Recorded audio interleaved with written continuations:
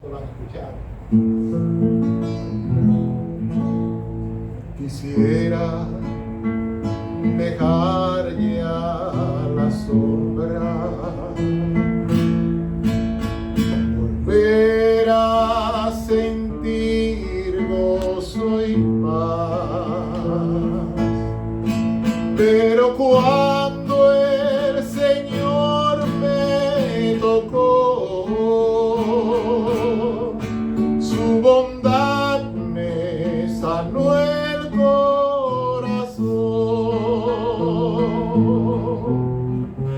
Toca mi alma otra vez, Señor. Toca y renueva mi ser. Cerca, más cerca de ti, Jesús. Quiero por siempre morar. La vida en el mundo es conflicto. Tan solo nos guía su amor. Si el camino está lleno de oscuridad, haz que nunca dejemos de orar. Toca mi alma otra vez, Señor. Toca y renueva mi ser. Cerca, más cerca de ti, Jesús. Quiero por siempre morar. Toca mi alma otra vez, Señor. Toca y renueva mi ser. Cerca, más cerca de ti, Jesús. Quiero por siempre morar.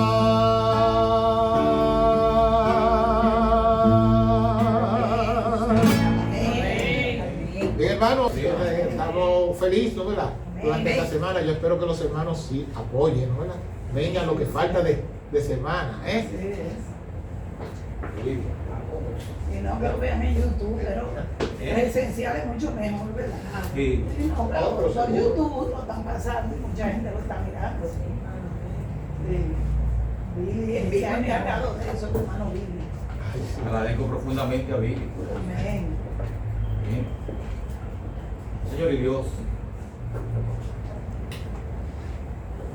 gracias, Señor, porque estamos aquí en esta noche. Bendícenos al estudiar tu palabra. En el nombre de Jesucristo. Amén. Amén. ¿Cómo sabemos que el Espíritu Santo está? Y aquí vuelvo otra vez. Cuando hago así y siento como que me desconecto y subo, o cuando el Espíritu dice, pasa a Macedonia y ayuda. y ayúdanos.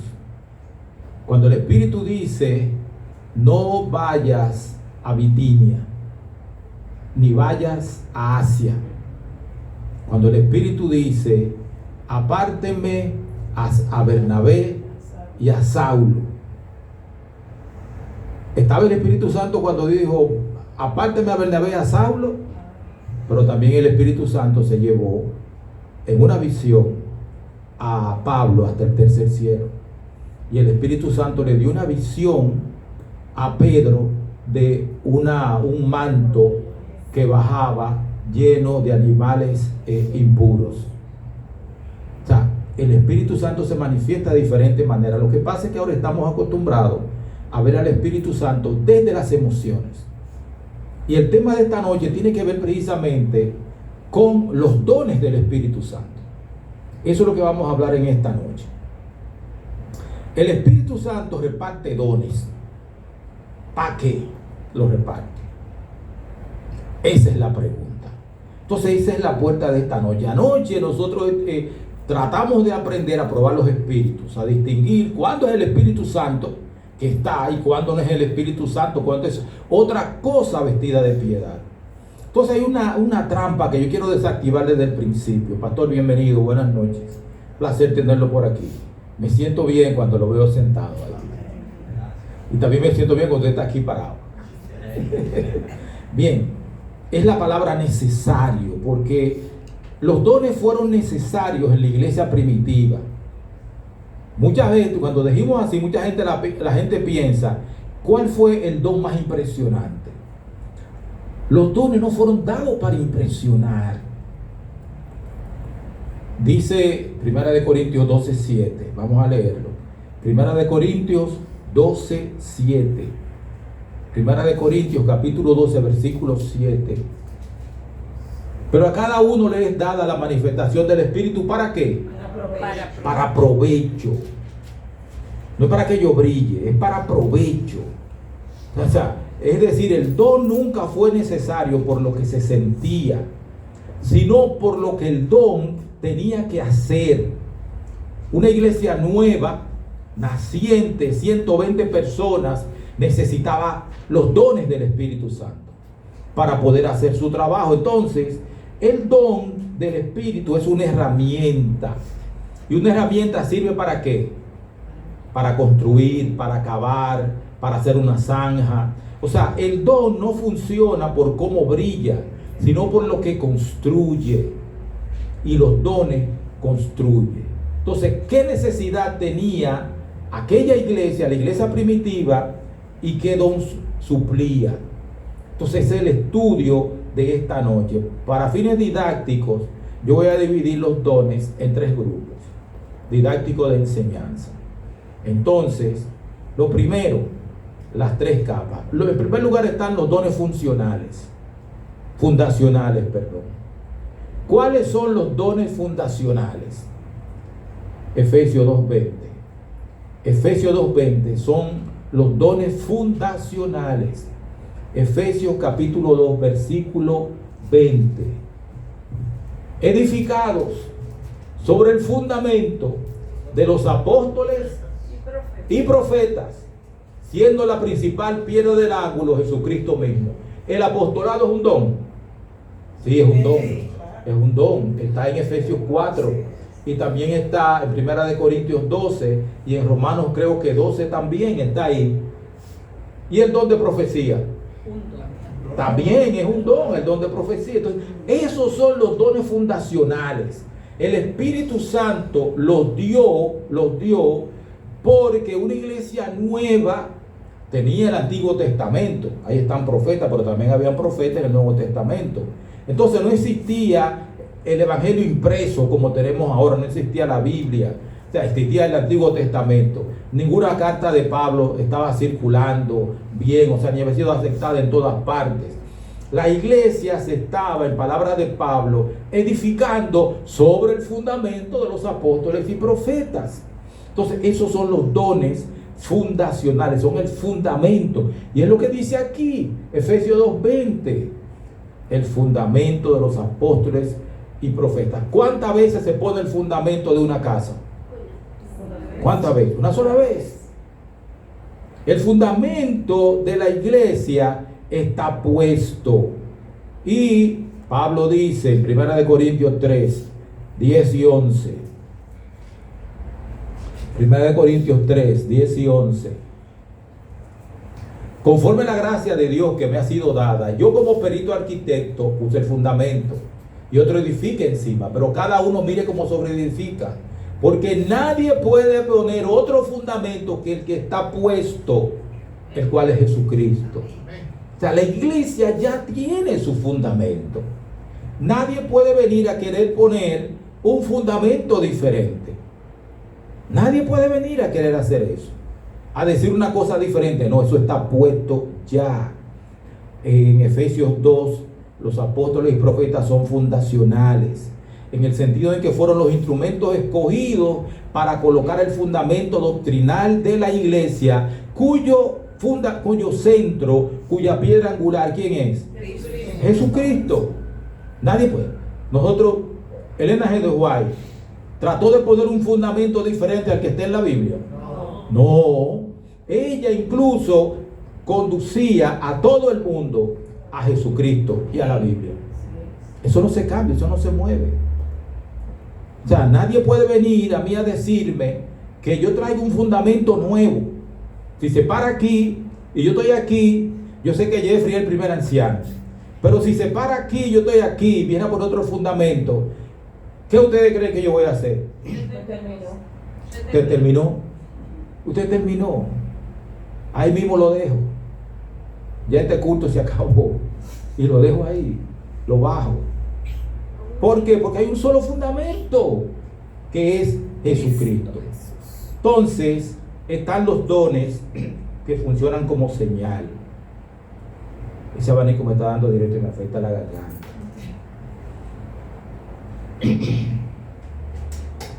Estaban dones que servían como señal. Estaban los milagros de sanidad. Las lenguas también eran señal. ¿Cuál era la necesidad de ese don? Acreditar. Acreditar que lo que estaba sucediendo era obra de Dios en ese entonces.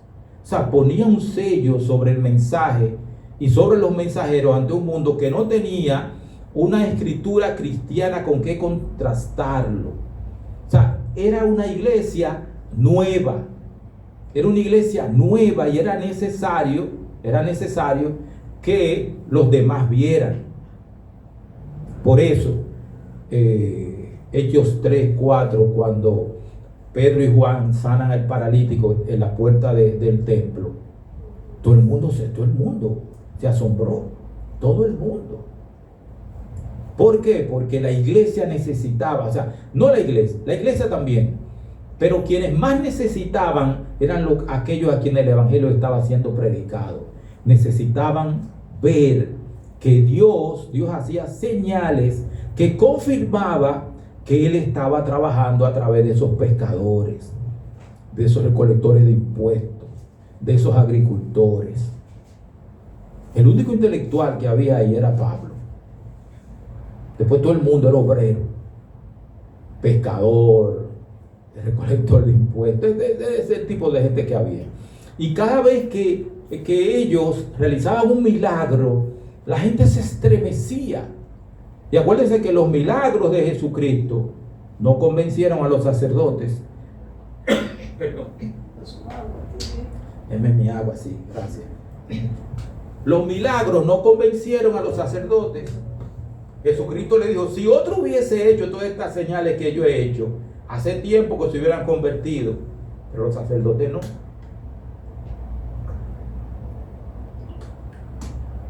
O sea, los milagros no convencían a todo el mundo, pero convencieron a mucha gente.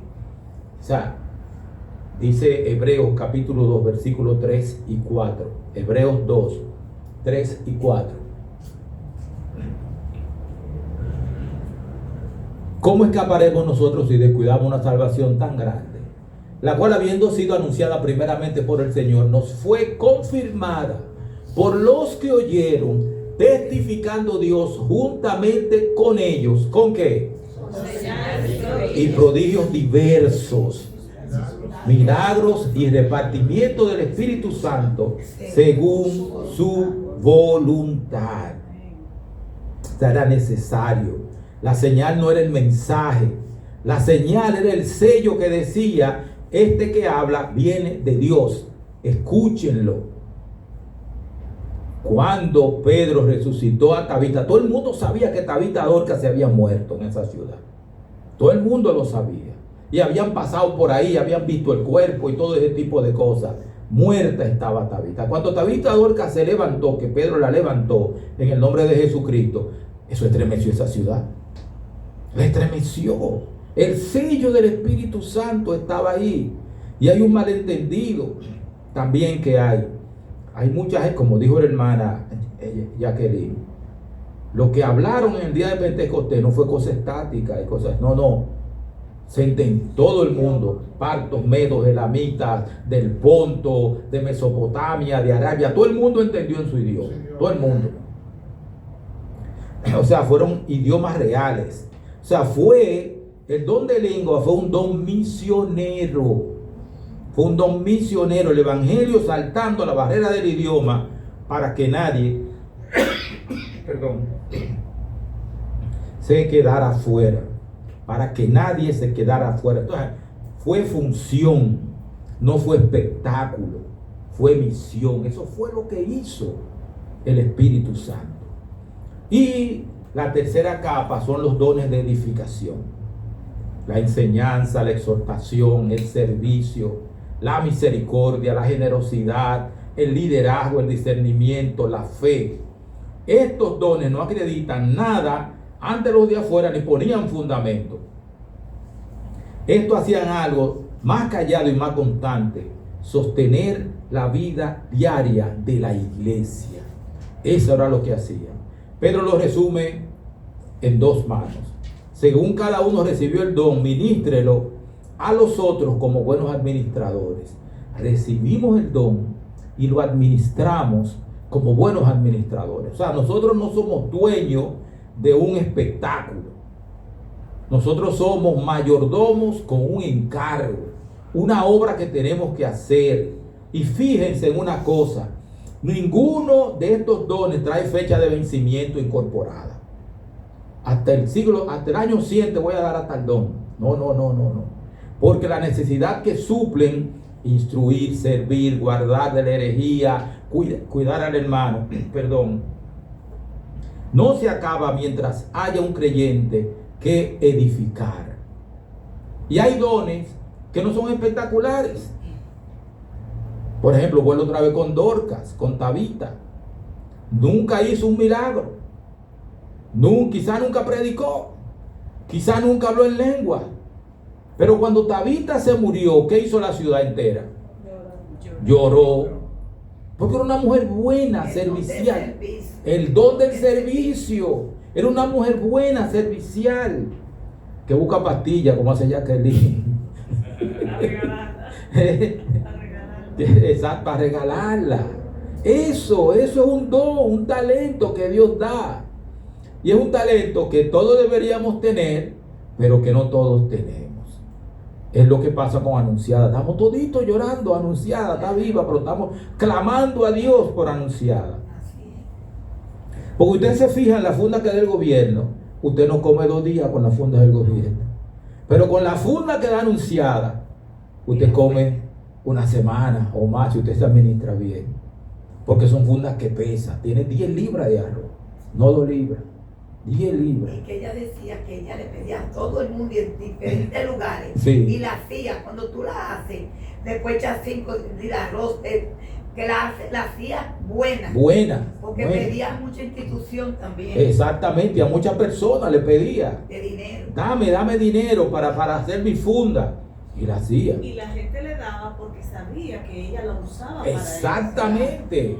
Ahí no había desperdicio ni distracción. Ahí es que está el detalle. Ahí no había desperdicio ni beneficio personal. Entonces, su don edificó a la iglesia. Porque Dorcas era un símbolo de la iglesia, del servicio de la iglesia, de cómo la iglesia servía a la comunidad. Otro don, Bernabé. ¿Era Bernabé un gran predicador? No sabemos. Quizá Bernabé no era el tipo más brillante, pero sin Bernabé, quizá Pablo nunca hubiese sido aceptado.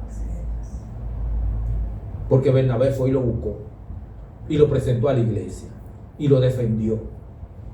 Y cuando Pablo se fue, ¿para dónde fue? Para Chipre. Fue que se fue, qué sé yo, ¿para dónde? Bernabé fue y lo buscó, y se lo llevó para Antioquía. Vamos a Antioquía a predicar. Cuando la iglesia le tenía miedo a Pablo, que no lo quería ver, que sabía que Pablo había perseguido a la iglesia, Bernabé fue y lo buscó y dijo: yo doy cuenta por él, yo lo respaldo. O sea, su don fue animar. Entonces eso ilustra que los dones menos visibles que hay pueden tener un impacto enorme. Usted no tiene que ser una estrella del púlpito. Yo quisiera ser una estrella del púlpito, pero yo no soy. Por más que lo intento, no se me da. Entonces yo no soy una estrella del púlpito. Pero el Señor tiene talentos poderosísimos para la iglesia. Entonces hay 3 capas, perdone Jacqueline, hay 3 capas. Y cada uno tiene su oficio. Fundamento, acreditar y edificar. Hay que guardar esta distinción que no fue establecida por Pablo, sino la puse yo para poder identificar bien cuáles son. ¿Qué es irrepetible y qué es lo permanente? Entonces, ¿cuántos de estos dones necesitamos hoy? Necesitamos nosotros dones fundacionales hoy. Dones fundamentales. Claro. Para fundar la iglesia. Para echar el fundamento. Claro. Eso está puesto. Eso está puesto. Claro, nosotros podemos utilizar profetas. ¿Cómo entraría el espíritu de profecía en eso? Elena G. de White. Pero sería fundamento. No, en este caso no es fundamento, porque el fundamento está echado ya. Elena G. de White no cambió ninguno de los fundamentos. Ninguno de los fundamentos de la Biblia. Ese don de profecía, ¿en qué? Ese don de profecía, el don de profecía no es solamente para decir lo que va a pasar. El don de profecía. Y es lo que dice 1 Corintios 3:11, nadie puede poner otro fundamento que el que está puesto, el cual es Jesucristo, nadie. El fundamento ya está puesto. El don de profecía amonesta, aconseja, redarguye, reprende, orienta. Hace falta, sí, instruye. Para eso es el don de profecía. Para todo eso. Porque en un tiempo con tantos engaños como el que estamos viviendo, hace falta el don profético. Yo siempre tengo unos amigos que ellos dicen que no, que el espíritu de profecía, no. Yo les digo, si ustedes se alejan del espíritu de profecía, ustedes van a caer en todos los engaños. Van a caer en todos los engaños habido y por haber. Entonces dicen, no, que la Biblia no es eso lo que quiere decir, pero el Elena G. de White lo dijo. Ah, no, pues eso fue yo opinando, eso no es opinión, es el Espíritu Santo hablando a través de ella, diciéndonos por dónde que va la cosa. Entonces, la primera capa, lo fundacional, cumplió una necesidad que es irrepetible. El fundamento ya está puesto. Entonces nosotros no esperamos que vengan nuevos apóstoles que agreguen artículos al credo. Perdón. Ni nueva escritura que se sume a la que tenemos. Quien venga hoy diciendo, tengo una revelación que corrige la Biblia. Si viene aquí, yo estoy aquí en luz de Cristo, ustedes saben lo que va a pasar. Afuera. No, por lo menos de aquí arriba yo lo bajo. Para afuera quizás no lo eche, pero aquí arriba yo lo bajo. O sea, no está en la primera capa, está fuera del edificio. Eso quedó cerrado. Y cerrado es una buena noticia, no una pérdida. Significa que el cimiento que Dios echó ha aguantado todo este tiempo. Tantos engaños, tantas guerras, tantas tergiversaciones. Pero hay que tener cuidado. Que el fundamento se pusiera una sola vez no significa que el Espíritu Santo se haya quedado sin nada que repartir. Pablo dice que los dones fueron dados hasta que todos lleguemos a ¿dónde? A un varón perfecto. Efesios 4, 11 al 13. Vamos a leer. Efesios 4, 11 al 13. Y él mismo constituyó a unos apóstoles, a otros profetas, a otros evangelistas, a otros pastores y maestros, a fin de perfeccionar a los santos para la obra del ministerio. ¿Para qué fueron dados los dones? Para la obra del ministerio. Para la edificación del cuerpo de Cristo, hasta que todos lleguemos a la unidad de la fe y del conocimiento del Hijo de Dios, a un varón perfecto, a la medida de la estatura de la plenitud de Cristo. Llegamos ahí ya. No estamos ahí todavía. O sea, la iglesia todavía no ha alcanzado eso. Y por eso, Elena G. de White vino en un momento en que había una confusión tremenda después del gran chasco. Sin Elena G. de White, lo voy a decir claramente porque hay gente que no lo quiere entender. Esta iglesia no fuera esta iglesia. Dios la utilizó. Dios la utilizó para 1863, la conferencia general, cuando todo el mundo se oponía. Es que en cada etapa de la historia de la iglesia y de su pueblo, de todo el tiempo, Dios siempre ha tenido un profeta. Exacto. Entonces, en esta última etapa fue a Elena Juan de Jehová que Dios escogió. Oye esto, Jacobo. Estoy hablando con un directivo alto de la división. Yo le estoy diciendo, ¿cuáles son los retos más grandes? Y me dice, tenemos más de 100 años con la misma estructura. Y esta estructura como que no está aguantando bien. Yo digo, entonces hay que hacer reformas. Me dice, sí hay que hacer reformas, pero todavía no se pueden hacer. ¿Y por qué no se pueden hacer? Me dice, no hay profeta. En las grandes reformas de principio del siglo XX, 1901 a 1905 por ahí, que se hicieron las últimas grandes reformas, Elena G. de White estuvo ahí. Si no hubiese estado Elena G. de White ahí, Kellogg se come la iglesia y la mete en el panteísmo. Mayor a un líder, el tema del mismo Wagner y John. Exactamente. Que la misma iglesia se opuso. No. Lo grande del caso es que no estoy hablando de 1888. Yo estoy hablando de que Jones era congregacionalista. También. Y entonces, para 1901, él quería que cada congregación adventista actuara de manera independiente. En ambos casos, de lo mismo. Sí, entonces, La profeta apoyó. Entonces, cuando él quería que la iglesia fuera congregacionalista y que lo quería que fuera panteísta, Elena G. de White trajo a Daniels de Australia y evitó que tanto Kellogg como Jones influyeran en la iglesia. Claro. O sea, esas son las cosas que mucha gente no quiere entender ni asimilar. Es como dice Jacobo, en cada etapa trascendental Dios tiene un profeta. Y Elena G. de White nos ayudó después del Gran Chasco, nos ayudó en la organización, nos ayudó en la obra misionera internacional, nos ayudó a establecer hospitales, escuelas, universidades. Que la iglesia se organizara también. Todo eso. No se querían organizar. No se querían organizar. O sea, la contribución que el Espíritu Santo hizo a través del Elena G. de White, esta iglesia tiene que aquilatarla. Que fue inspirada, varón, por el Espíritu Santo. Era el Espíritu Santo dirigiendo su iglesia. Dirigiendo su iglesia. Hay mucha gente que no quiere entender eso. Entonces, Pablo, el don de profecía, un pueblo, como pueblo tenemos que tener la convicción y tenemos que decirla con precisión. Creemos que ese don va a acompañar al pueblo hasta el fin, hasta el tiempo del fin. Apocalipsis 12:17. El don de profecía va a estar ahí, pero nunca va a estar por encima de las escrituras, siempre bajo ella, a la ley y al testimonio. El don que confirma la palabra es el del Espíritu. El don que contradice la palabra, por más ungido que se presente, y haga así, por más ungido que se presente, ese no está confirmando la palabra. La profecía verdadera confirma, no funda, no reemplaza, no compite, es sierva de la Escritura, nunca su rival. Yo creo que el líder que fue Martín Lutero, que dijo que cualquier enseñanza que no encaje con la Biblia debe ser rechazada, aunque haga llover multitud de milagros todos los días. Exactamente. Por eso es que los milagros en este tiempo ya no necesariamente constituyen una señal de la presencia de Dios. Está viviendo por milagros en este tiempo, tiene un peligro enorme. Pero Porque claro, va a hacer muchísimas cosas. exactamente. Entonces, el don se recibía no para el espectáculo.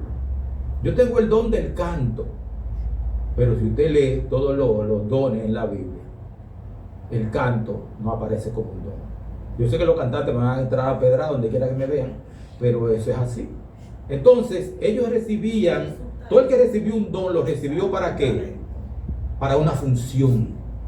Para una función. Nosotros perseguimos el don como experiencia y lo soltamos como función. El don pregunta, ¿a quién edifico? Y ahora nosotros preguntamos, ¿qué siento por él? Entonces es un error. El mayor don que el Espíritu produce no es un ministerio espectacular. El mayor don que el Espíritu Santo produce es un carácter semejante al de Cristo. Amén. Hasta que todos lleguemos a la estatura, a la perfección de Jesucristo. Ese es el mayor logro del Espíritu Santo en nosotros. Y el don mayor, ¿cuál es? Primera de Corintios 13:8. Primera de Corintios 13:8. El don mayor.